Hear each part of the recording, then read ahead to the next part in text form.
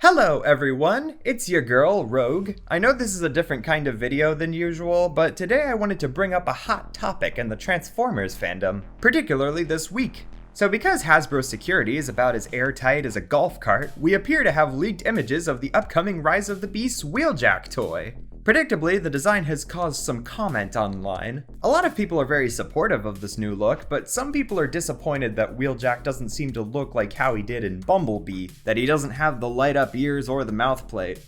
And I've seen at least one person go as far as to demand Paramount to overwork their visual effects artists months before the film releases just so a character could look more like a thing they recognized 40 years ago.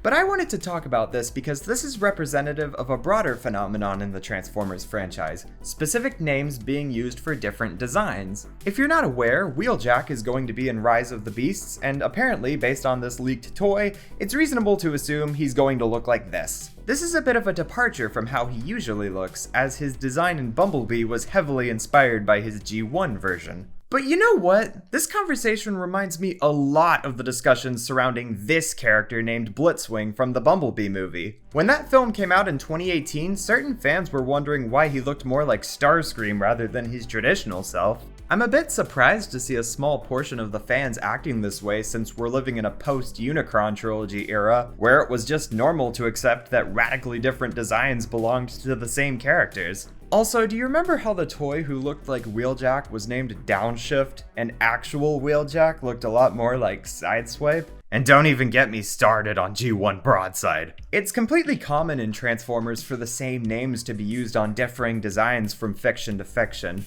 It's been around so long, you really shouldn't be surprised by this at this point. And complaining about it now in the 2020s seems extremely futile since it's been proven that this is just something about the franchise that will never go away. It's like trying to stop the sun from setting or the wind from blowing. So why fight it at all? Why not embrace these new designs with open arms? Let yourself be soothed by the cool breeze of freedom. Like, why can't this be Wheeljack? Why can't this be Megatron? Why can't this be Prowl? I think the reason I really can't get behind people complaining about this is because, well, I care about things that matter, but also, it represents one of the worst forms of critique that is so common on Twitter and YouTube, pointing out deliberate artistic decisions and misinterpreting them as mistakes. I hate this form of critique, and it is everywhere on the internet. You see, the designers got it all wrong. Wheeljack's supposed to have fins on the side of his head and a mouth plate. The designers screwed up. Like, please don't think so little of the filmmakers. Of course the people who designed Wheeljack for this movie knew what previous versions of the character looked like. How could they not? They clearly drew from the past for other characters. Do these people think the designers assumed Wheeljack was an original character with no history? These were obviously purposeful artistic choices made on Wheeljack's design that take some liberties. And that's fine. Just pointing that out doesn't count as critique, and sure, it's different, but why does that mean it's bad? And yes, I know he looked different in the first 2 minutes of Bumblebee, but the thing about the first 2 minutes is that when they're over, an entire movie happens. Charlie, Dropkick, Shatter, Agent Burns, and Bumblebee himself, they were who really mattered in the film, so a character who appeared for 2 seconds sporting a different design in the sequel really shouldn't matter. The general public, the people who make these films money, won't mind at all, and that's if they even notice. Personally, I think the design of this toy is pretty cute. The large, square goggles kind of reminds me of the Rescue Bots or Earth Spark aesthetic, which I'm all about. And I love that he turns into a camper van. We don't get enough of those kinds of alt modes, and I can't wait to have a toy of it.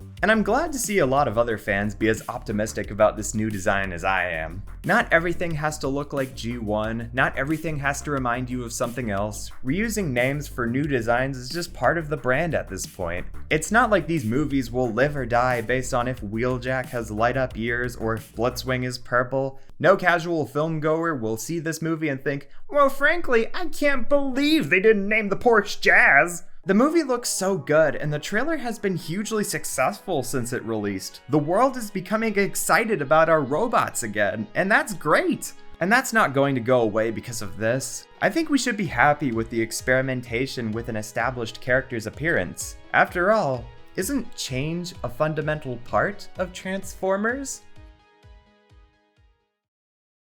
Also, if you want to be mad at Wheeljack's head redesign, at least remember that G1 Wheeljack's toy didn't even have a face.